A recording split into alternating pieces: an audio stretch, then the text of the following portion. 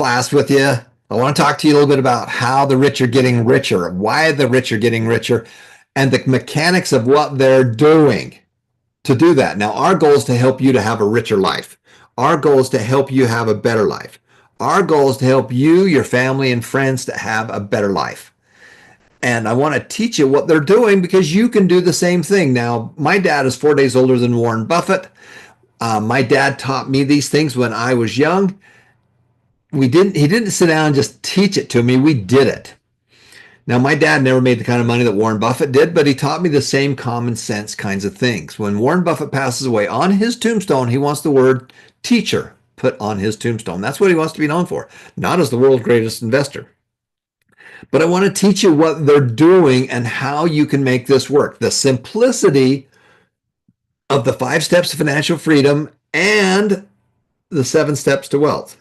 So as you think about it, I want to make sure that you really get the step number 4 and the asset allocation and stuff like that, because we're getting a lot more aggressive in giving out additional financial rewards. But number 1, guys, you need to make more money. You need to make more money. Now, how do you make more money? You solve bigger problems. You add more value. You study successful people. That's the key. You got to study successful people. Number 2 is you need to separate it. You need to get very intentional about where you want your money to go and how you want to get where you want to go. Now, number 3 over here is you need to give some away. You need to give it to individuals, churches, charities. I don't care where you give it to. I don't care how much you give it to. And I don't care if it's money or time. You've got to do that one thing. Your goal is to have a rich life. And rich life is not money. Okay? But that's part of it. Number 4 is to automatically invest. And we get a lot of questions about this one because people are not sure what that really means or how that works. So we're going to talk about that. But to automatically invest, this is the key. It's not save is over here in number 5, because number 4 and number 5 is to save and spend. So you'll notice that the save is over here on number 5. That's your emergency account. That's your emergency fund. Now, the key to being successful is to get as much money over here in step number 4 as you can. Now, for most people, you just have a job. And the problem with that job is that supply and demand, the governments of the world cannot balance their budgets. That's it. In America, we run a big deficit. There's only a few countries in the world that do not have a deficit. One of them is like Norway, because it's a small country. They don't let people come in. They don't let migrants come in, and they have a massive resource in oil. The same is true with Dubai. Small group of people, lots of great resources, lots of great natural resources. And so that's the problem. So the rest of the countries are printing more money. So now I'm going to show you the last 2 steps, then I'm going to show you why this works, and we're going to talk about how to be able to really understand the asset allocation and why, when we give out financial rewards, why we give it out the way we do. But step number 6 is really important. Number 6 is add real estate and business. Okay, if you want to be financially independent, you can just do the first 5. If you want to be wealthy, which you need to be, okay, you need to be because of inflation. We need to add real estate and business. All of you need to have a home. All of you need to have a free and clear home. All of you need investment properties. All of you need to take your small business and turn it into a large business. We need all those things for tax purposes, as well as an extra stream of income. This is how we pass down the wealth. Now, number 7 is the wealth formula. Is the wealth formula. What is the wealth formula? Well, number 7 and number 4 are very similar. The only difference in number 7 is we're adding real estate. We're adding our businesses to what we're doing. But you need to put money away. You need to invest money, okay? I don't care if it's pesos. I don't care if it's yuan. I don't care what it is. You need to get money from these different areas that make money, your real estate. your investments, your businesses, your job, whatever it is, and you need to get those making you more money. And you need to have it go up in value. So you can't just put your money in the savings account at 0% because it doesn't double. The goal, when I go to these big investment conferences, the one thing they call that is a MOIC, M-O-I-C, multiple on invested capital, which is how long does it take for something to double in value? So that is a huge piece of what they look at. Times time. We're going to do this for a while. This isn't something you're going to do overnight. Now, you may be able to make a lot of money overnight, but if you don't have systems for that money to continually make more money, most likely you're going to spend it. You're going to lose it. I've seen it time and time again. Mike Tyson went through $400 million as a boxer and declared bankruptcy. Okay? You need to put money away on a weekly basis. Times have it go up in value. It needs to increase in value. Times time, that equals wealth. That equals wealth. That's your game plan right there. Every one of you should be able to put that on a piece of paper. You should put it on the back of an envelope. It needs to be on a piece of paper, and everything we do that we teach you all fit into the 7 steps. We have all these wonderful classes because step number 1 is to study successful people. We have classes on investment. We have classes on real estate. We have classes on business. We have all these classes and they all fit under these 7 steps. Now, there's a couple big takeaways that I really want you to be able to kind of understand, okay? The first one is the law of supply and demand and asset allocation. Okay, so I want to talk a little bit about asset allocation. And I want to show you why some people do really, really well and why some people really just get hammered and they don't invest, okay? But asset allocation really works off of supply and demand. Did you ever really wonder why some stuff goes up in value and some stuff goes down in value? Why do some stuff go up in value and some stuff goes down in value? Well, the one thing that's really crazy is all the governments of the world are printing more money. They're borrowing more money because they can't pay their bills. And so what they're doing is they're just printing more money. Now, supply and demand, I'm going to give you the simplest form right there. Number 1 is if you had 100 apples. Well, I'll just use 10 apples because that'll be easier to draw. And there is $10 in circulation.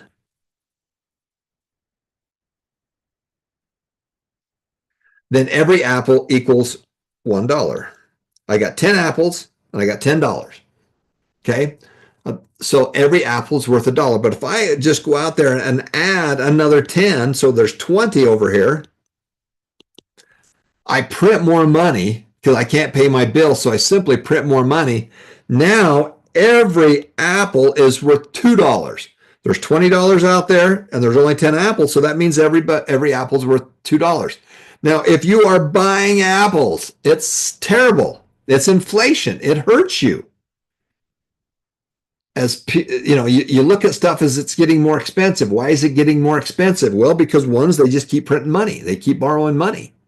And they put more money out into circulation. So as a result, now there's $20 out there and there's only 10 apples. So every apple went from 10. Now, if you own apples, you did really well. If you own apples, you made money with it. So that is a law called the law of supply and demand. So I want you to expand that to everything that you're thinking about. We think about real estate, for example. And here's just a really good example out there. Supply and demand. So you've got a supply, how many of them are, and the demand, how many people are looking at it. So when interest rates were really low, like at 2 or 3%, the demand skyrocketed. It went up. Okay. And there was only a limited supply. So that's all the supply that they had right there. So when the interest rates were low and more people could qualify, then more demand came in the market. Hey, all these kids wanted to have their own home. So they moved out from their parents. More demand went into the marketplace. There was not so much supply. So what happened to the price? The cost of the properties. Okay, it went up. Now, when that changes, When they increase the interest rates, and now the demand goes down because people can't qualify, what happens? The prices go down. Now, sometimes it's really hard to get the prices to go down. Sometimes it gets up to what we call the new normal. So when stuff inflates, it's kind of the new normal. So the way that you make money on this is that you have to buy assets. You have to invest in assets that keep up with inflation. So as we talk about asset allocation, and you look at your net worth, what are you worth? Well, what is net worth? Net worth is all your assets, anything of value, minus your loans, equal your net worth. Okay, that's it right there. What are the assets that I have? What are the things that I own? Do I have a stock account? Do I have a checking account? Do I have a bank account? Do I have a home? Do I have a car? Do I have a computer? Do I have any of that stuff? That is your assets. Now, do I owe money on it? Do I have a mortgage? Do I have a loan on it? Do I have credit card debt? Wherever I'm at, that is a loan. And if you take that, the asset, which is a plus, and then you take a loan, which is a minus, that equals your net worth. Now, when we talk about asset allocation, we are going to loan or own. Okay, you're going to loan or own. So anytime that you are doing things, you're going to be either loaning or you're going to be owning, loan or own. Now let's talk about what that means. When you loan money, when you put money into your checking account or your GCash or your bank account, you are loaning money to the bank. You're loaning money to the bank. Guess what the bank is doing? They're taking your money and they're reloaning it out. They're not there for a service. They're not there for a smile. They're there to take your money and they want to make more money off of it. That's how they work. That's how they work. I have a friend that runs one of the big managers, and he said that this one credit union has $500 million in savings account where they're paying their people 0%. 0%. Now the bank is taking your money and putting it into your savings account because that's the place where it's safe, and then they're reloaning it out. They reloan it at 6% or as much as 21% on a credit card. So the rich are getting richer because they're following the secrets. They know the secrets of the game. So this all gets right back down to the rule of 72. If you take, let's say that the bank was giving you 1%, okay? Let's say that they're generous, which they're not, okay? But just for fun, let's say that they were. Okay, that's your bank. Right there, 1 times 72 equals 72. It takes 72 years for your savings account at 1% to double in value. It takes 72 years. If you have your money making at 3%, you're putting it into a bond, it takes 24. 24 times 3 equals 72. It takes 24 years. If your money's making 6%, it takes 12 years. If it's making 12%, it takes 6 years. If you are paying at 21%, it takes 3.4 years. So the bank is taking your money here and not paying you anything and reloaning it back to you here. So they're making that spread. It takes you 72 years for your money to double, and it takes 3.4 years for the bank to make their money off of a credit card. Guess what? They took the money from you. So that's the game. Now, they're making money on what we call a spread. They're making the money, the difference between it costs them to borrow it and what to pay and what they're making on it. So the supply of supply and demand and the loan versus own, just be aware that that is a big piece. How long does it take? And that's the rule of 72. Now, the reason we want you to start earlier is because the more money you get when you start, we talk about the wealth formula right here. Well, if you want to do really well, the first thing is to put more money in. If you want a bigger net worth, you need to put more money in. You need to have a better rate of return. You know, you can't just, you need to put it into long-term. A lot of you got money sitting in a savings account making you nothing. If nothing else, we need to put it into a separate investment account where we can get 5 or 6% on it. 6% will double in 12 years. Okay, you got to get your money to work for you. These are the two levers. Put more money in, get a better rate of return. And then the time factor changes. Okay. If you want to have wealth and you get a better rate of return and you're putting more money in, well, you don't need quite as much time. The time slows down for you. Now, as we talk about loan versus own, this is a huge one. This is a big one. And as we look at your assets, you look at your assets right here and you say, well, what are the assets? Asset allocation. You're going to loan or own. Now, for some of you, you're going to loan money to the bank. You're going to put money into what we call a bond, which is a longer term loan, which means it's a loan that you're making and it's all done through the investment place. And they put that into the government. You can actually loan money to the government and they're going to pay you rate of return. You can do it to cities. You can do it to schools. And there's all kinds of ways that you can get a better rate of return, anywhere from 3 to 5% rate of return. The bank's going to pay you 0 to 1%. And most likely it's going to be more like 0. So that's the loan side. Now, if that is solid, that means that if you put $100 in there and you're going to get a 5% rate of return, you're going to make $5 on it. It's not going to go up. It's not going to go down. It's not going to be the roller coaster. It's the merry-go-round. It's just going to go round and round, and there's nothing wrong with that.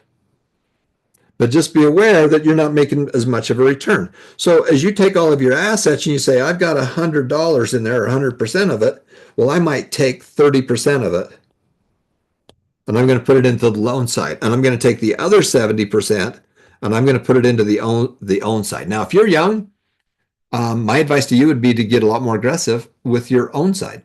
Now, I'm not telling you what to do with your money. I'm just telling you what to do with the money we give you, because you got a lot of time. And the roller coaster is going to go up, the roller coaster is going to go down. Supply and demand, the supply and demand curve. Now, some of you guys are looking at that and you're going, I don't want to put any money in the stock market because it loses money. I don't want to put any money into Bitcoin because it loses money. Well, because you're not allocating it to a bigger group, you are rolling the dice on one thing. So when we talk about own, where are the places you can own? Well, you can own stock. You can own some crypto. Not crypto. Most crypto is crap. Most crypto is crap. I like the blockchain. The blockchain is a massive software system to move money around the world. But that's really Bitcoin is what I'm going to use right there. I'm not doing a lot of crypto. Okay, but I'm going to show you, if you are interested in that, I'm going to show you what I recommend that you do. And you're going to have businesses. And you're going to have real estate. Those are the things you're going to own. So I want you to have all these things. So as you increase your wealth, this is where you're going to do it. You make more money from your small businesses and big businesses. And then as you get that money, that net profit, we got to get it out to either loan or own so it makes us more money. Now, when we talk about the stock and stuff like that, here's the key. Here's the key that I want you to kind of remember. The reason that people invest in the stock market and then leave and walk away is because it's short term. Warren Buffett says, do not invest in a stock if you're not willing to hold on to it for 10 years. Okay? Life's a game and games are fun. You cannot pick and choose because there's 4 ways to invest. Number 1 is to pick and choose. And I'm going to say, if you pick and choose, you lose. You pick and choose, you lose. Number 2 is a mutual fund. And a mutual fund is where you're paying someone to pick and choose for you. Okay, they're going to pay, but you're going to pay a fee, 1 to 2% fee, money under management. Number 3 is an index, or the S&P 500. And the fee is going to be a lot less. I don't know what the fee would be on it, but I'm gonna say it's going to be like half of what this stuff is, because they're not picking and choosing. Okay, they're not picking and choosing, they're just taking the biggest ones. And then number 4, which is my favorite, is Berkshire Hathaway, BRK, because that's a stock. Now, over time, now what is the fee that they're going to charge? They're going to charge 0%. You're going to have to pay a little commission, but you have to pay commission anytime that you do any of these things. But once you pay that commission, it's a small commission. You buy $1 million worth of stock probably for $10. Okay. The way that these companies make money is by putting in here and charging you fees. But if you own Berkshire or you own Apple or you own Nike, then there's no money under management and there's no yearly fee to go with it. There's a small commission. So over time, and I'm talking over a 20-year period of time, 10-year period of time, Berkshire has outperformed the S&P 500, which is the 500 largest companies, which has outperformed mutual funds because of the fees, who's outperformed picking and choosing. So this one is number one. This one is number two. This is number three. And I'm going to tell you not to do that one. Now, out of your assets, if you had 100% of your money in stock, those are the four ways that you can do it. And some of you want to go over and invest in some of your own stuff. So you can take a little bit of that, say 10% of that, and you can pick and choose. Now, I've done millions and millions and millions and millions and millions of dollars worth of picking and choosing. And sometimes I'm up, sometimes I'm down, but it's only a portion of my whole asset base. Okay, as I take a look at my whole asset, the stock, if you take 100% of it, the stock is probably, of that 70%, is probably 20% of that. Okay, so I'm not investing all of that. This is only about 3%. Real estate and business is where the rest, I own a lot of real estate. This is probably more like 40% now because of what I'm doing. And then the rest of that is split up over here. Okay. So the reason that people the problem with the stock and anything else is that they come in here, they put all their money on pick and choose, they gamble, and they think they know which way the stock's going. It's going up, it's going down, and you just lose. Okay. Because you picked on one horse. When you invest in the S&P 500, that's the 500 largest companies in America.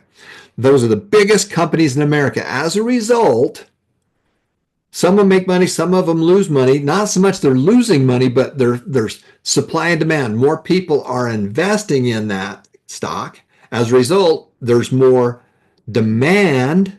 So what happens to the price? It goes up. Okay, why is Tesla stock going up? Because more and more people are investing in it. Number two is it's making money. So people are making money by doing it. The company's making money. Microsoft makes money. Apple makes money. Those phones are expensive. They're like $1,200, $1,400 a piece now.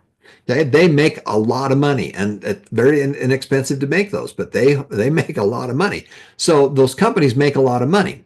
So for many people, if you pick and choose, you lose because you buy one stock and it goes down and then you sell and you're out.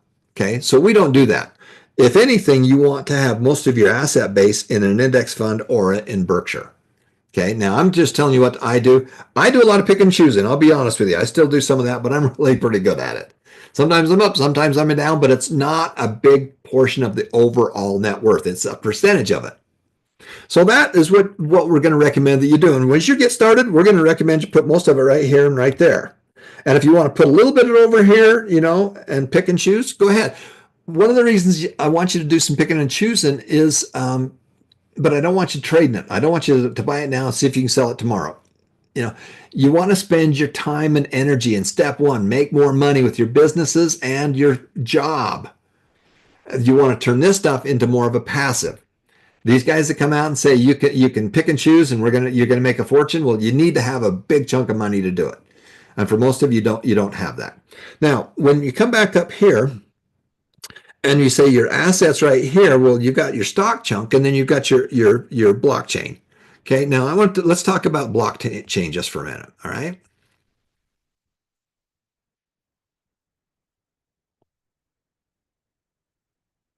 Okay, let's talk about blockchain here. Ethan, I don't know if you can get that little red scribble off or not. But here's the blockchain, Bitcoin versus crypto crap. Okay? Versus crypto crap. Let's look at what the difference is. Now, there's three buckets when it comes to crypto. One is Bitcoin. Now, remember the supply and demand? Supply and demand. So when I look at that, I say, here's Bitcoin. And then the other one is Ethereum. And the last one is crypto. So if you had, and you're going to split up this asset allocation, the reason we give you Bitcoin is because many of you around the world want to have that part of your assets. And again, it's about 3% of my assets. It's not a massive amount, but a lot of you are really excited about that. So good. Let me teach you about it. Now, the benefit of Bitcoin is that it has a limited supply, 21 million. That's the supply, and that's all there will ever be. That's it. They don't keep printing it. They don't keep making more dollars. They don't keep printing more coins. That's it. That's the supply. Then you say, well, what's happening with the demand? Well, now big companies that do like stock and other stuff like that, they make money every time people buy or sell or invest. Remember, they're taking a fee. Okay. So they're like BlackRock and Schwab and any of these guys are taking a fee. So what's happening? The demand is going up because now more organizations are offering it. So the demand is going up, but the supply is stuck. Will Bitcoin be worth more in the future? Well, supply and demand says that it should be. As long as more people, there's more demand and the supply doesn't go up. So that's why I like Bitcoin. And again, it's a very small part of your piece. Number two is Ethereum. Now, Ethereum is the backbone software that runs most of the other crypto. It's like Microsoft DOS. It's Microsoft operating system. It's the system that runs most of this other stuff. As a result, it makes money off every transaction. So it's got money coming in. Okay, so the reason I like Bitcoin is the supply demand is stuck. The supply is figured out. The demand is going up because more and more people want it around the world, and it's easier to be able to do things. Ethereum, the reason I like it is because it makes money. It makes money off of everything else. Now, most crypto is, I'm going to say it, crap. Most crypto is crap. It's penny stocks. They don't make money. It's all speculative. It's all speculative. So why do we only give Bitcoin away? Well, because the supply and demand is there. Now you can take that Bitcoin and you can invest in some Ethereum and you can actually go into some crypto. And there's some great crypto out there. But most of it doesn't make any money. Does it have a utility? Is it making money? Is it being used to make money? This over here has a huge demand curve to it. This over here, a lot of it's crap. Now, some of it's good and some of it's really bad. So I'm not telling you what to do with your coins that we give you.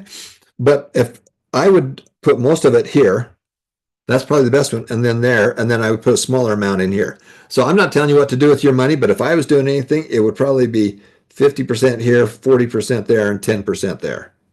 Now, if you like to gamble, if you want to be speculative and you want to get a great return, which you got to look at, all right, which you can do on that, then you can put more over here. But that's really up to you to decide what you want to do, okay? 5%, 5%, 5% is taking that over to 20%. So that is the blockchain, and so that is the crypto part of it. So as we go back up here, and you look at your asset allocation, well, some of it's here, some of it's there, and some of it's over here. Now, with your business, we're going to talk about some more stuff with your business and with real estate, and we have some wonderful classes for both of those.